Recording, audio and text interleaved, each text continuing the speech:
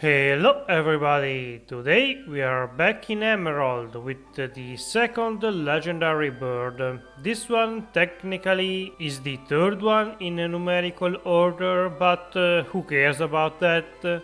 Moltres is a lot more fitting for the season given the hot temperatures, at least if you live in the northern hemisphere. If you are enjoying the video, please remember to like, share and subscribe, it would help the channel greatly. Now I'm going to quickly recap the rules for anybody new. I can only use my starter in combat, I can't use any consumables from my bag during the fights, I can't raise my evasion in any way, and I can't use cheats or glitches. Unfortunately, most legendaries from the early generations had the pressure, which is not a great ability, but their power should be more than enough to carry me throughout the game, with not so many resets. I have to say that Moltres starts off with a much better moveset than Articuno. Wing attack is a straight up 50% damage buff, and Ember is more or less equivalent to Powder Snow, but with a faster animation. Like usual, I did not choose a specific nature, since I am going to use a good Pokemon, and this time it did not work so well in my favor. Less defense is bad considering my glaring weakness to rock, and plus attack is fine, but we are more of a special attacker, to be completely honest. As you can see, Roxanne was quite the wall. Her nosepass was a pain to deal with. I leveled a bit until I reached 20, and then, tired of the grind, I opted for a strategy similar to what I did with Articuno. I attempted her over and over until I finally got a burn from Ember. It's not as good as a freeze, but with his attack halved, Nosepass became a lot more manageable.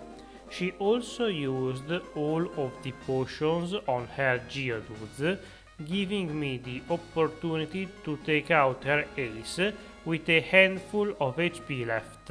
After doing some stuff around town, we can take on the optional fight with May just before leaving the city. This time she is a bit better, but she still does not have enough power to stand up to me, and both of her Pokémons go down with ease. This time I am a lot more confident about my chances with Brawly, so he is the next one to feel our fiery rat, even though I did not use fire moves against him. Since we are not Ice type, his fighting moves don't do a whole lot to us. Meanwhile, Wing Attack is a pretty good move against his team, making this gym a walk in the park. Time for the two Aqua Grants to get their minute in the spotlight. I don't have a whole lot to say about these guys.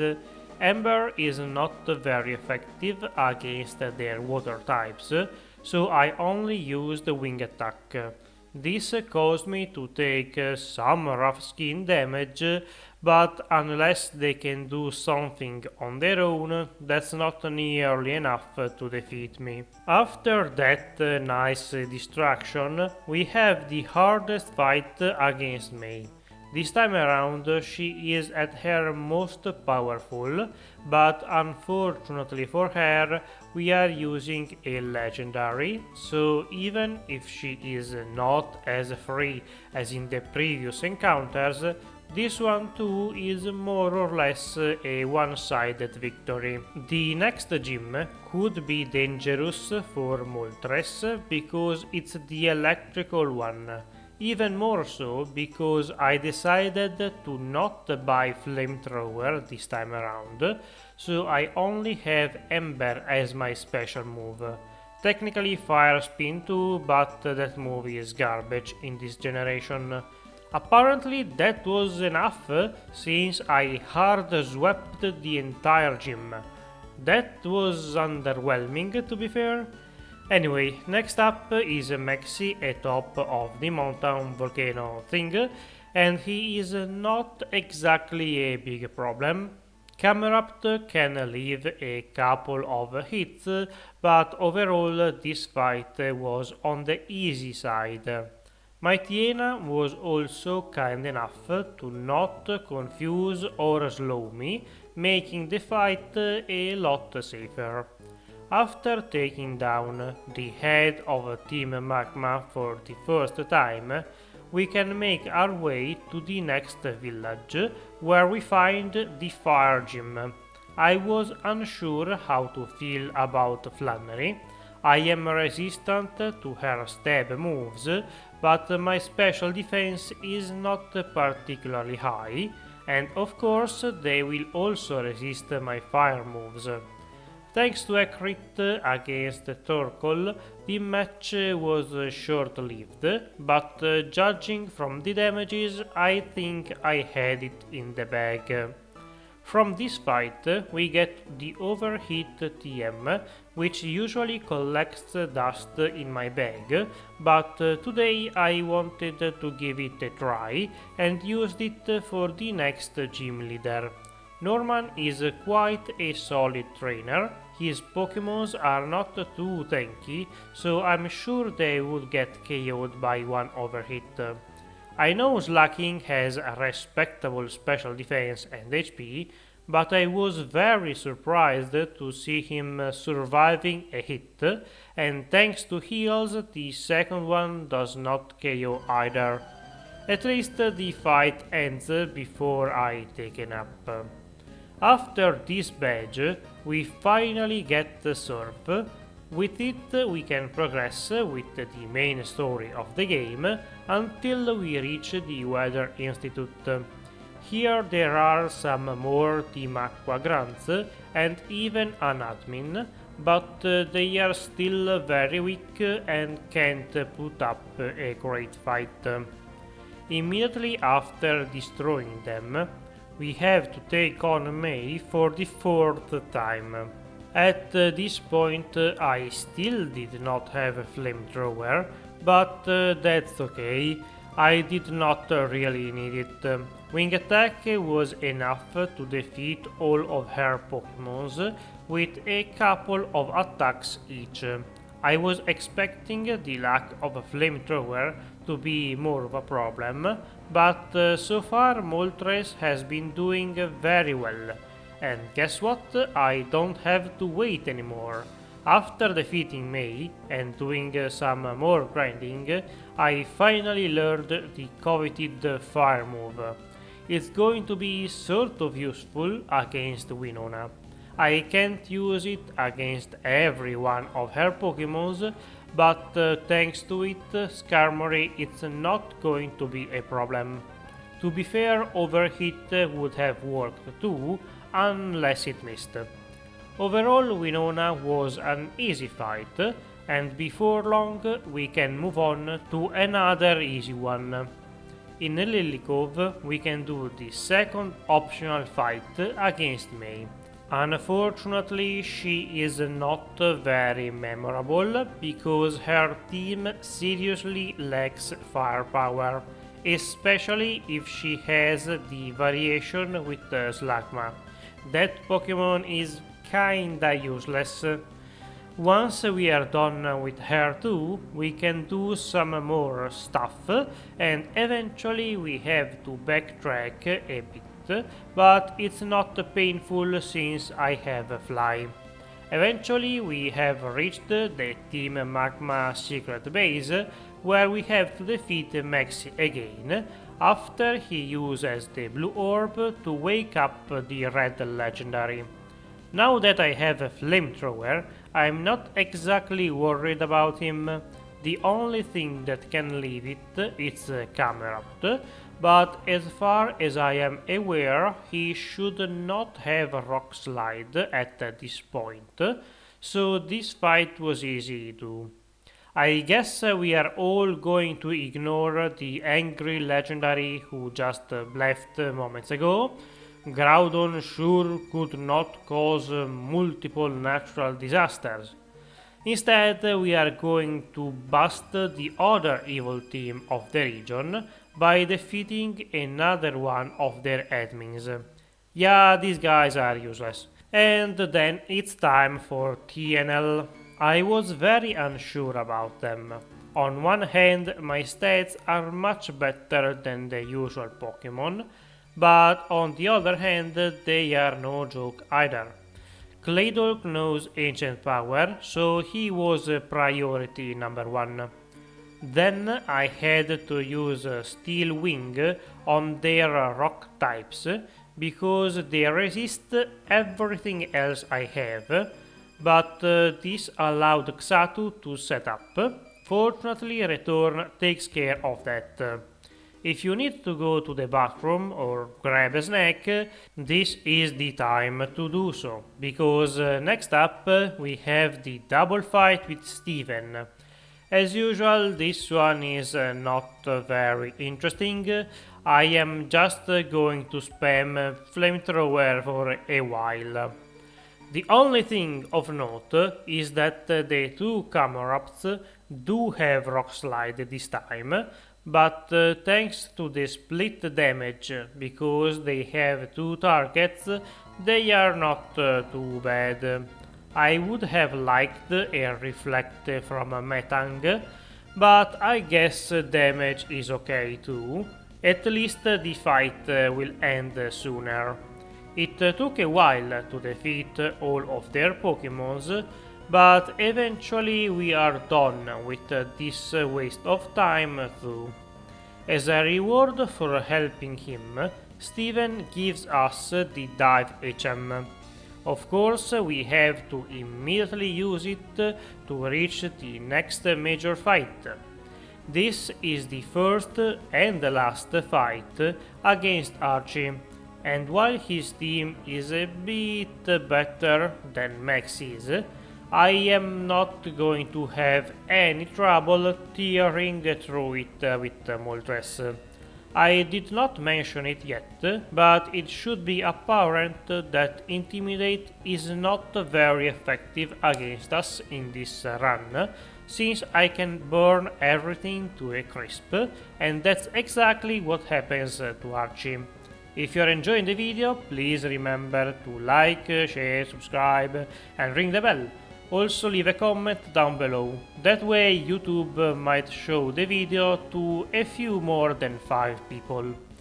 After all of that, it's finally time to start the last gym. Juan uses water types, so this might be a bit annoying, but I don't think it will be a problem, since his Pokémons are not that strong, except for maybe Kingdra. Most of them go down in 1 or 2 hits from Return. I guess the plus attack nature was not that useless after all, and with that we mostly sweep through his team. The fight still takes a while, since he is one of the later bosses. He has a bunch of potions to use on his Pokémons to needlessly prolong the fight. After Juan is defeated too, and we have earned all of the badges in the region, we can use all of the HMs required to enter the Victory Road. Here, as you expect, we find Wally, who is looking for a match with the future champion. I have always liked Wally as a character, but unfortunately he does not get a whole lot of attention in these games.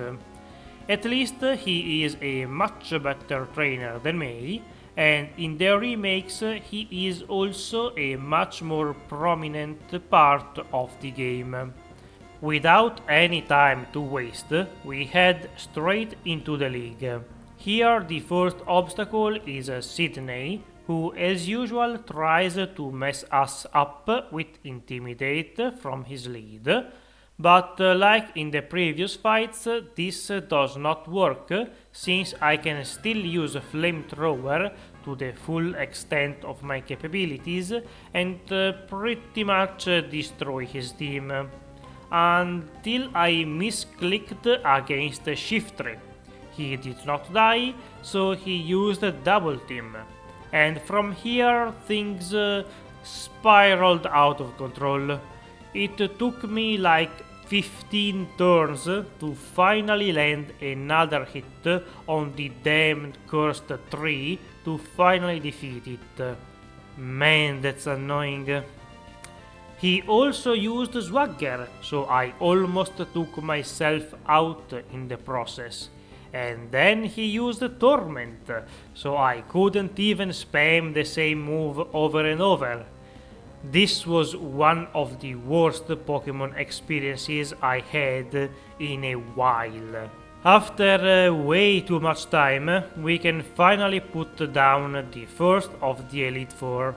Let's hope the rest will not be this bad. Pheobe is next, and thankfully I have enough damage to one-shot her first Dusclops, so I don't have to worry about Curse. The rest of her team is also not very tanky, so most of them get defeated with ease. The only thing that can pose a problem is the second Dusclops, only because it knows Rock Slide, but that's not a big deal, since it dies before using it. Next is Glacia, and I'm not going to lie, I was quite worried about her. Sure, I can use a Flamethrower to annihilate the ice faces, but the Spheal family, it's a bit more problematic. First off, they all have the thick fat ability, so my fire damage is halved, but most importantly they are water type, so my attacks are only neutral against them. The only somewhat lucky thing is that only Walrein has a water move. Thanks to Sunny Day, I can endure a couple of surfs, and it also boosts my fire damage, effectively negating their ability.